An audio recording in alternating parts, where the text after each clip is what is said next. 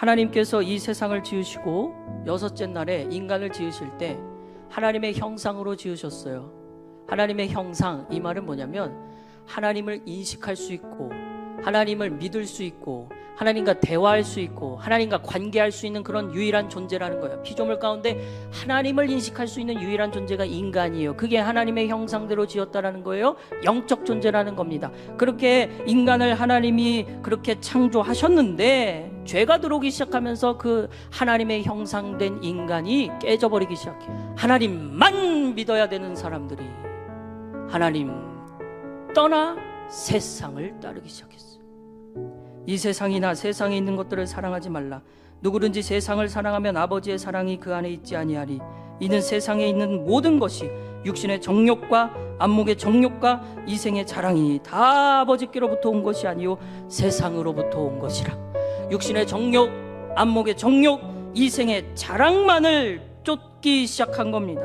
하나님의 형상대로 지음받은 인간은 하나님의 말씀을 따라야 되는데 세상의 아름다움을 보고 세상의 정욕, 이생의 자랑, 안목의 정욕을 따르기 시작했다라는 거예요. 결국 하나님은 모든 인류를 홍수로 쓸어버리기로 작정하십니다.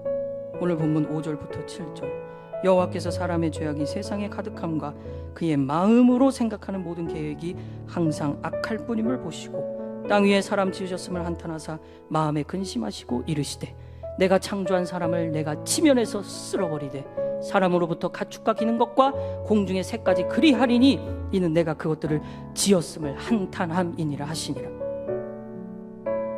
여러분, 이 노아의 때의 이야기를 마치 이 노아의 끝의 이야기를 아는 분들은 그렇게 해서 홍수로 멸망시킨 다음에 다시 하나님이 노아에게 나는 이제 더 이상 홍수로 이런 짓 하지 않겠다, 그리고 무지개 언약을 세워주시잖아요. 더 이상 이렇게 멸망시키지 않겠다 약속을 하세요.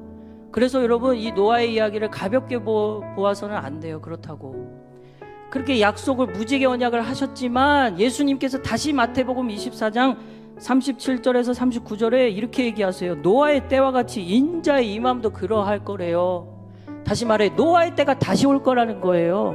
예수님이 다시 오실 때에 가까우면 노아의 때처럼 될 거라는 거예요. 38절, 홍수전에 노아가 방주에 들어가던 날까지 사람들이 먹고 마시고 장가들고 시집가고 있으면서 홍수가 나서 그들을 다 멸하기까지 깨닫지 못하였으니 인자의 임함도 이와 같으리라. 하나님이 무지개 언약을 세우셨지만 이 이야기를 가볍게 봐서는 안 되는 이유는 주님 다시 오실 그날 다시 노아의 때와 같은 때가 있을 거라는 거예요. 예수님이 다시 오실 때 사람들은 바쁘게 지낼 겁니다. 먹고 마시고 시집가고 장가들고, 이 말은 그냥 바쁘게 살았다는 거예요. 그래서 여러분, 어둠의 세력 사탄은 우리를 하여금 자꾸 바쁘게 살게 합니다. 바쁘게 살게 해서 야, 더 이상 지금이 어느 때인지 보지마.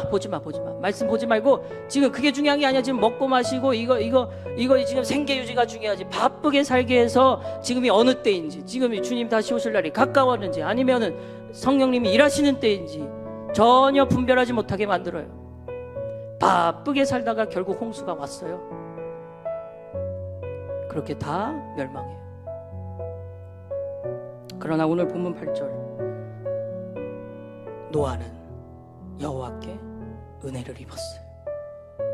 늘 하나님의 일하심 그리고 세상의 타락은 동시에 진행됩니다. 세 가지예요. 하나님께 은혜를 입었다라는 거. 노아는 의인이었대요. 의인. 당대의 완전한 자였대요. 그 다음에 하나님과 동행했대요. 의인이라는 말은 세상에서 얘기하는 정의와는 다릅니다. 성경에서 얘기하는 의를 얘기할 때는 하나님과의 관계를 얘기합니다. 관계. 예수님의 십자가의 보혈로 우리는 하나님과의 관계가 다시 생겼어요.